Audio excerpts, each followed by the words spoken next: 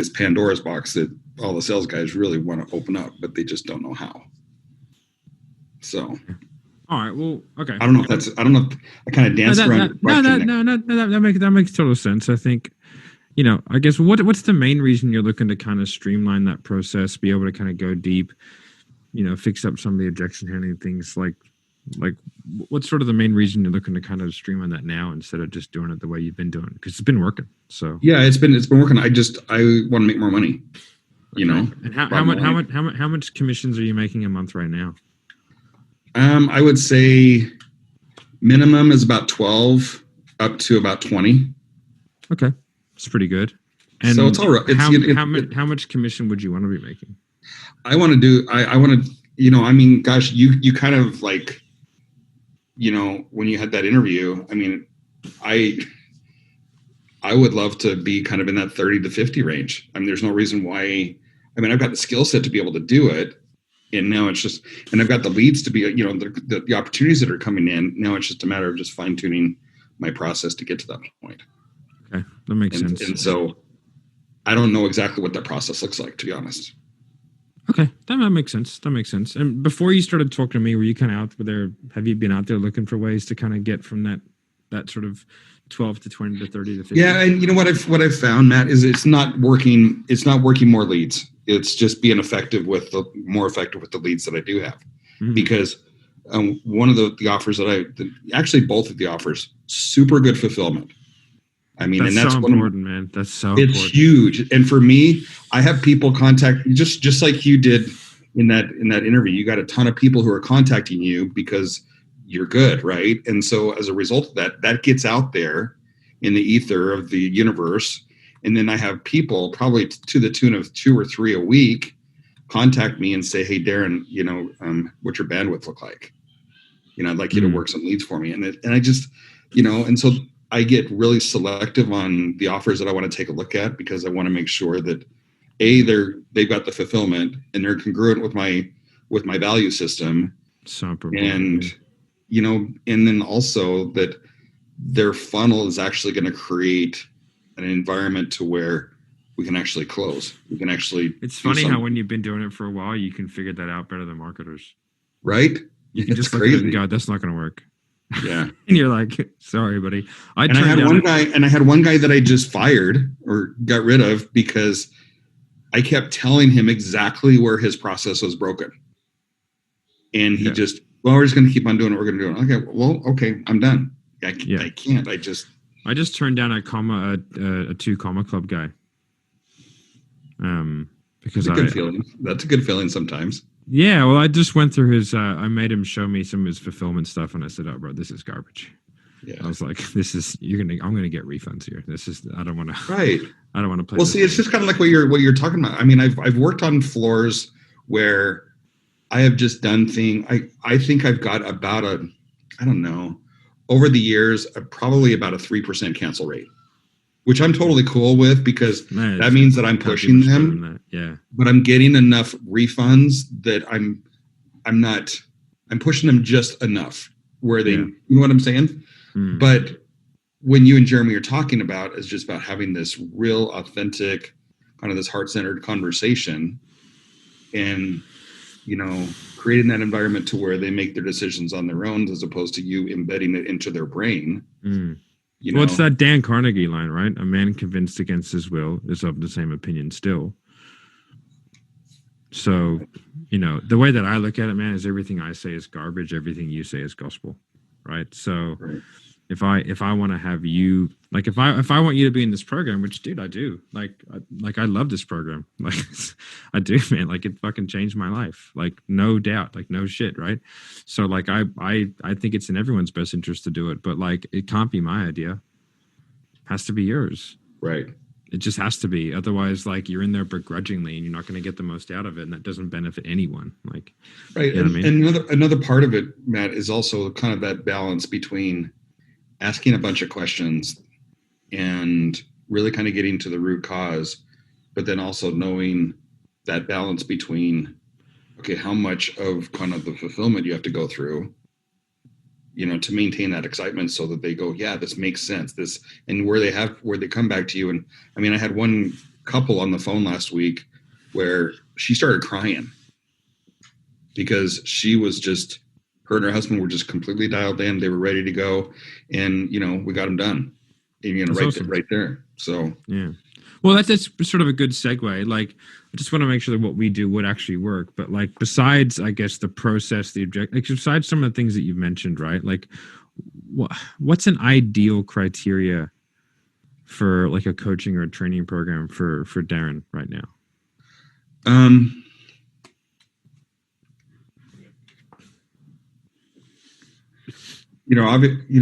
There's going to be some online aspects of it that I can go kind of at my own pace, but then, I also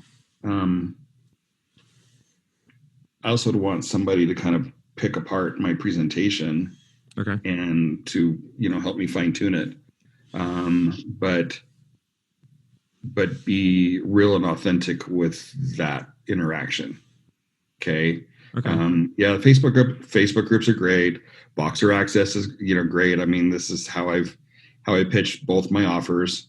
But I think, to have that, I'm looking for more of a facilitator than a coach, I think, to kind of help me, recognize, my blind spots, where the things that I'm doing well on, don't mess around with, the things that I need the most help with. Okay, let's kind of break this down and let's figure out what we need to kind of get past that. So we have a higher conversion rate, but more importantly is that we're putting quality people into the program that are actually going to do something and are going to get value for what they've gone through. Yeah. Okay, that makes sense. And like, super cheesy question, but like, why is that important to you now? Like, because I think you said you'd talked to a few other guys, so like, yeah. I mean, I'm in Eli's group. I'm in Cole's group.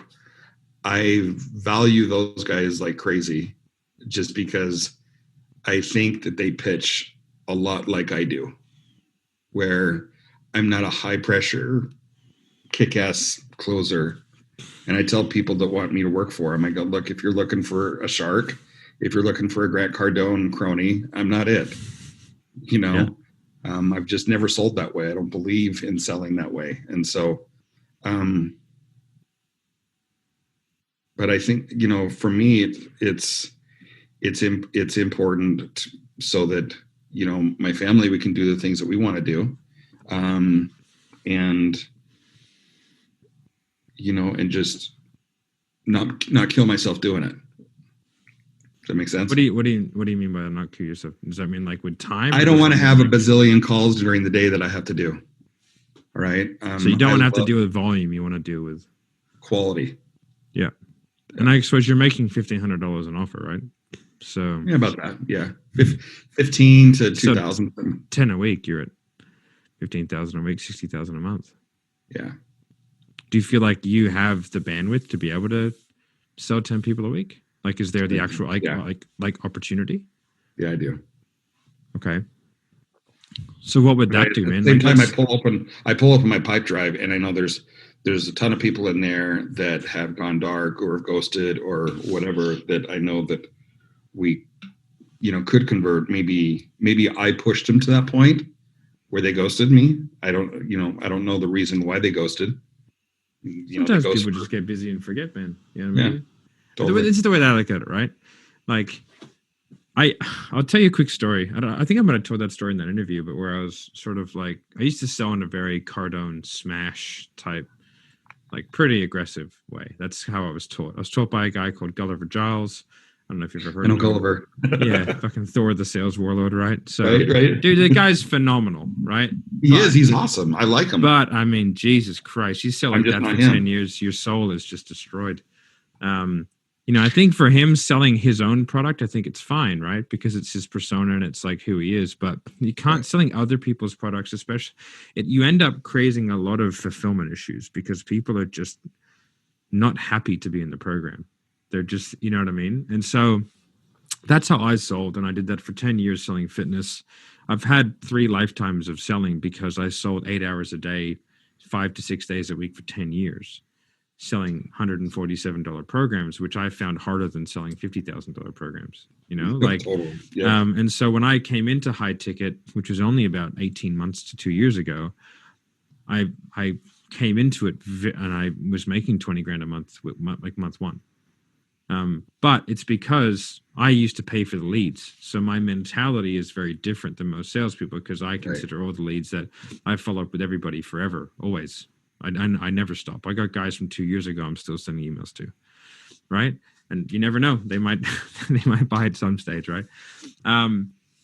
But yeah, like the whole, you know, just being able to take people through kind of a process and being able to kind of create people who want to do the program, you know. And then I found that, like, when I was able to start adapting some of that stuff, like, it made my life a lot easier, because the way that I was taught was just smash bang. You know what I mean? Mm-hmm. But in terms of, like, you know, and again, I always find, like, this is a good analogy. Have you ever watched somebody run towards an ice cream truck? Yeah. I mean, I remember as a kid that I used to do that. Yeah. Yeah. You ever watch somebody run out of a burning building? Uh-huh. It's a different type of running, right? Completely different. Yeah. Yeah. So, like, I suppose the next little sequence of questions is designed to sort of figure out both, right?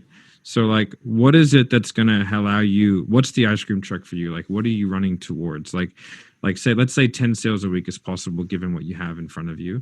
Like, what does that do for you to be able, like, if you're able to do that for you, your family, all that kind of stuff, to make that, say, $15,000 a week? Like, what does that allow you to do now that you couldn't do?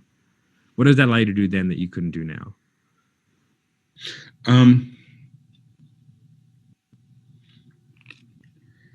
Well, you know, from our standpoint, it allows us to, you know, to help more people, help family, you know, put more money into savings, you know, go on a trip every once in a while, you know, whenever we want to, really. But I think more, that stuff is great, but it's not really the real motivation for me. I think the real driver? My driver is to be of value to the individual that I'm working with. Is that if so then I can be kind of an indispensable part of their team. Okay. So it's totally ego driven. That's right. It's status driven, right? Yeah. But at the same time, it's also me wanting to create that value to them, that, hey, if I decided to go work a different offer, then, you know, then they chase. You know, maybe, I don't know. Maybe give you a rev share. Yeah, something like that. Little 4% rev share never hurt anybody. That's what I do, right? Okay, and then, so that's the ice cream truck. Now, what's the burning building? So this is where we have to sort of, you know, from a sales perspective, insert the cost of inaction, right? So you've been doing what you're doing for a while, and I guess the hard thing for you is that everything's going well. Right. So how do you how do you burn the house down so you have to run out of it? Right. Like, your house isn't on fire. So like, for you, like, what happens if you don't change, if you don't do anything, if you don't start moving towards your goals and doing the things you need to do? Like, what is that cost of inaction? Well, I think for me, and this is what you guys talked about, this is about being at peace. Okay. Knowing that my process is so dialed in that, and I know, again, there's areas that I need to improve on my process, but getting that so dialed in so that when I go to bed at night, I'm not freaking out, because I've got to convert. What do you mean? What do you mean freaking out? What do you mean? I mean just having that internal pressure that I put on myself to perform. You know, and then getting up, every Monday and having to do it all over again. Does that affect you in any way? Like, that seems like a lot of fucking pressure, man. Yeah, I think it's more that I just put on myself, and maybe it's just a lack of confidence from my standpoint, that even though I've been doing this for a couple of decades now, and I know how to do it, I still go through those valleys of, hey, can I still do this? And my wife's just on, shut up. Of course you can do it, you know. Just Believe in Yeah. yourself, you know? Okay. Well, I mean, like one thing that my dad always said to me, he goes, "If you're not going to back you, who is?" Yeah. You know. And it was funny. Like the first coaching program that I ever did wasn't a sales coaching program. I used to own gyms, and I got out of the military. I was in the military before that, and then like opened up this gym, used all my money, and then $90,000 of the bank's money to open up this gym, right? Because gyms are an expensive business to set up, right? You're looking at like $500,000 sometimes. Right. And I was 90,000 in debt with an 18% interest overdraft, compounded monthly. So it's $1,000 a month. That's what the interest cost me, right? And I was 3 months into a 4-month rent-free period, and I had like no clients. I was like, fuck. I was in a bad way. And I had done everything, man. Like there's no lack of work, right? Like there's no lack of work, but I was like a little baby duck. I was just like under the surface. The legs were just smooth, but I was just crawling. I was just going super slow. And so I saw this Facebook ad for this guy who said that you can get 100 leads in your fitness business every month. And I was like, well, that would fix all my issues. Right. So I went to this seminar. The guy put up the numbers, and I was like, well, he's clearly telling the truth, unless he's really good at Photoshop. But I was like, there's the proof of the pudding. And he was like, yeah, it's I think it was $6,500 for 8 weeks, I think, right? Of like, just Facebook marketing coaching. And I was like, ugh. And I was like, I didn't have the money. Like I had some of it. I had a wife and a business partner, but I was like, if I tell either of them, they're definitely a no. So I was like, I just like, I ran outside and I called my dad real quick. And he goes to me and I said, this is what's happening. He knew everything that was going on because I talked to my dad all the time. And he goes, okay. He goes, what would you do if you knew you couldn't fail? And I was like, I'd do it. He goes, then just do it. He's like, dude, if you're not going to back you, who the fuck is? Like, get in there. Give me your goddamn credit card. I was like, okay. And so I went in there, put down like $3,000 because that's all I could have on my credit card. Went home, told my wife. She was cool with it. Right? My business partner was less cool with it. But I was like, well, dude, like, I was like, what I described to him, I used like an island analogy. I was like, dude, we're on an island right now, and we're surrounded by water, and all of our decisions are guys who are surrounded by water. But I was like, dude, me and you, like, we have been walking around the edge of this fucking island for a long time, and we're not getting anywhere. Right. So, like, if we want to see the world for what it is, we got to be on top of a mountain. So, like, but we have to pick a fucking direction. And, like, yes, our boots are going to get wet and we might drown. Or we might pick the right direction, find the mountain, climb it, and then we get the perspective that we want, which is to be successful business owners. And right now, like, that's not us. So, like, all my decision-making processes have caused us to be unsuccessful. So, like, I got to go against the grain here, man. And it worked. I mean, then, 5 years later, we had our own chain of gyms.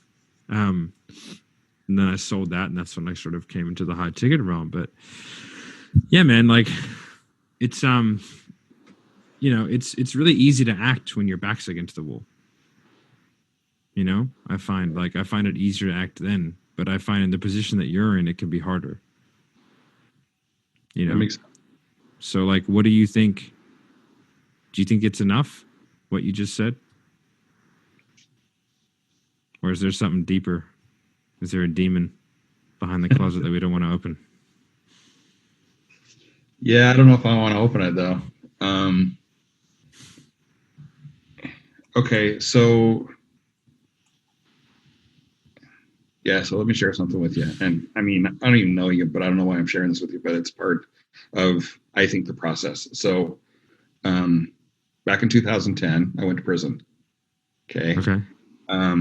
Had a Forex fund that blew up in my face and, lost about $1.5 million for people. And as a result, I went away for 2.5 years. And my wife stayed around and she just kept everything together.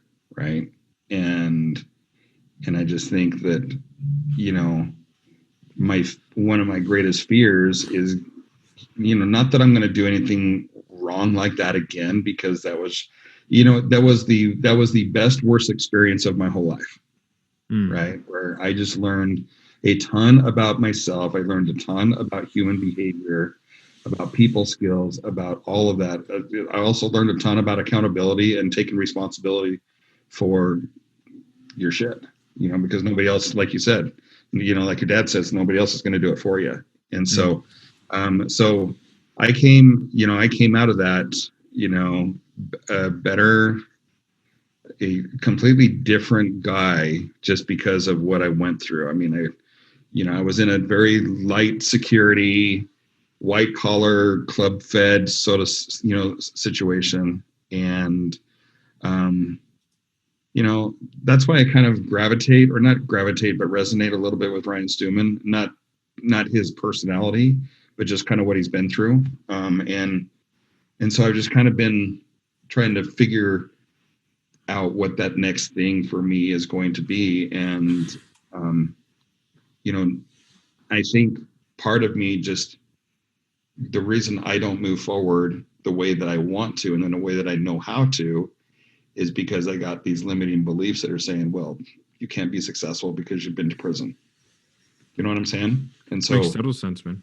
You've got those demonic undertones that are there that you got to bust through those limiting beliefs so that you can say, no, I deserve that. I deserve 30, 40, 50 grand a month or beyond that, and well, I would say, the mistakes you make is the tuition you pay to make the right decision today, right? Right. So everyone's fucked up, just to varying degrees. Right, exactly. You know what I mean? Yep. Yeah, man. So, what do you feel like you need to do to put yourself in the best position to be able to get the outcomes that you want and that you actually deserve for the amount of work you're putting in?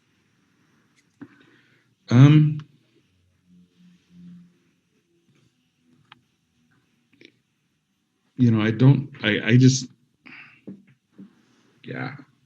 know.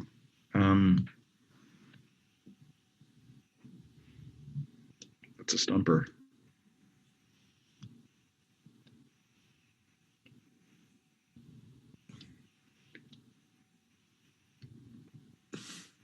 Yeah, I don't know. That's all right.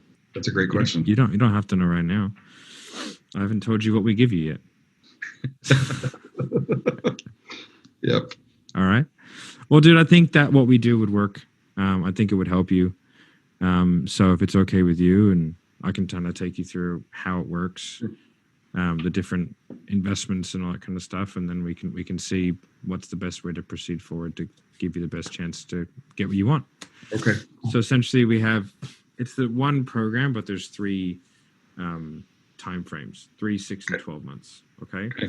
So, and I'm giving you all the paid in full prices. There are payment plans available, so we can go through those if we need. So 3 months is 15,000, 6 months is 22,500, and 12 months is 30. Okay. So for that, and that's the program that I did, right? Although this is a modified version, because I wanted to come when I came in, I told them to make it better, right? So right. So it used to be, the way it used to be is just 4 one-on-one sessions and that's it. And then Voxer for the rest of the time that you're in it, right? So when I did it, I did 4 one-on-one sessions with Jeremy and Voxer for like a year, although I'm still in that year. So, right. But the way that we do it now is, so the reason why Voxer is so handy, as you know, is because as salespeople, everything's so dynamic and quickly changing. Right. Having just like a set time once a fortnight, like doesn't really, it's not that great from a coaching perspective. So this is what I did, and this is what I recommend everybody does, is you take segments of your calls, you cut them up, right? Like, so you cut up your pitch, right? Just put it in Voxer. It's a 5-8 minute clip. He listens to it, gives you exact feedback. Okay. Right? And then you can ask all your questions during business hours. And you can ask him 20 a week. It doesn't matter.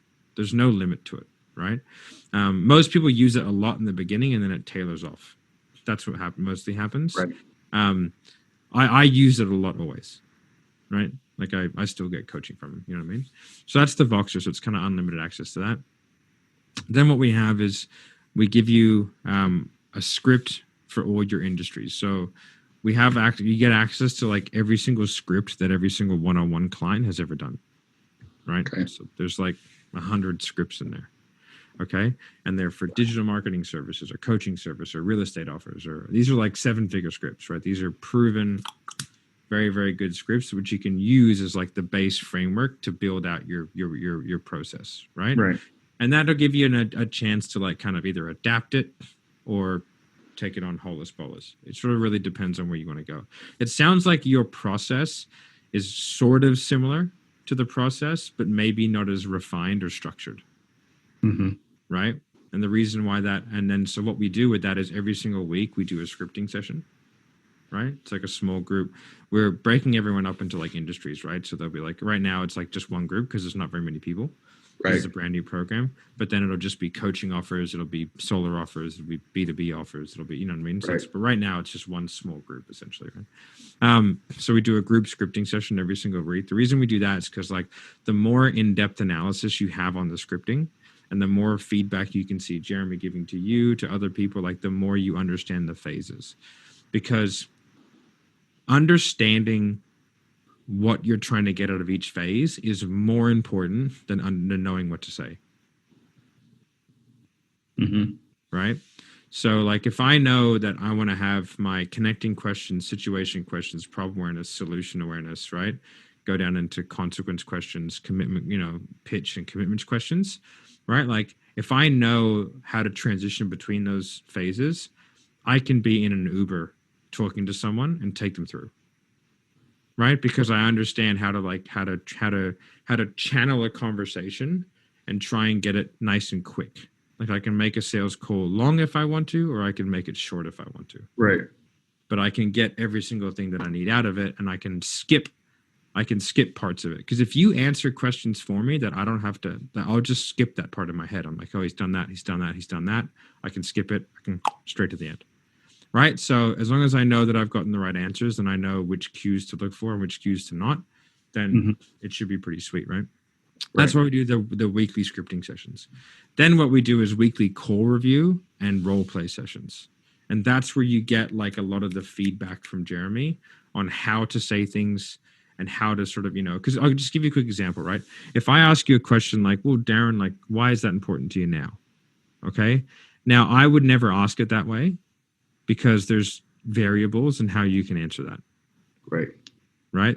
But if I say, well, Darren, like, why is that important to you now? You're going to talk about the tangible. Just well, and not only that, but also it's a different inflection in the question. Yeah. So the inflection dictates which part of the question you hook onto, right, which is the tangible, which is the that. So if you just said something like, oh, I really want someone to give me feedback on my calls, then I could say, well, why is that important to you now, though? Right? And you're going to talk about it. But if I say, well, why is that important to you now, though? Then you're going to talk about like the urgency and the time frame. Right. So I want to control the answers. And I do that through inflection. Okay. Makes sense. Okay. So that's how I can that's how I can stop people from going off tangent or going off into the weeds a little bit. Right. So it keeps it nice and quick. Now, why is being quick important? Because one, my memory isn't that good. But two, I'm not Tony Robbins. I can't carry emotions for 90 minutes. Right. Right. So the longer the call, past about 45 minutes, the more likely we have of think about it objections. Right. Okay. So that's why we've structured it in that way. Does that make sense? Mm-hmm. Okay. And then we have the Facebook group as well, right? Where we do trainings and all that kind of stuff. So, and that's kind of how we structure the program. So you're getting a lot of access to Jeremy. I'll usually do a call recording breakdown for someone as well. So when you sign up, you send me a call and I'll break it down for you. Usually that's best like halfway through, right? Because you don't want to do it now unless you want the feedback of what you're doing now. You're better off being like 6 weeks in, getting some training, adapting it. Then I'll do a core review for you and I'll tell you exactly like where you need to work on, whether it's your pitch or whatever like that, or if you're going on tangents, if you're not interrupting people very well, because interruptions is a very key skill. And then in the scripting, we go through all the objection handling, right? Okay. So we script out the objection handling of both think about it, money, and partner. Okay. And there are specific loops that we can use in order to get people back on track. And there's like a couple of different staged processes depending on whether we think it's like a fear-based objection or a logistical objection. Okay. Because if I handle it like a fear-based objection, but it's logistical, I'm going to push you too hard. You're going to get pissed off. You're going to think that I'm not here for you. Right. You just think I'm here to make the sale. But if it's a fear-based objection and I treat it as logistical, then I'm not really doing you a service, because like I need to help you through that, you know? And so if I don't help you through it, then you're just going to keep sticking in your ways and you're not going to progress. Right. Right. So I have to have ways of like taking you through that and helping you through that where it becomes your idea and I'm not bullying you into doing it and hitting you over the head with a mindset bat. Right. Yeah. So that's it, man. That's basically how the program works. Does that sort of make sense in terms of what I've presented to you? Yeah, it does.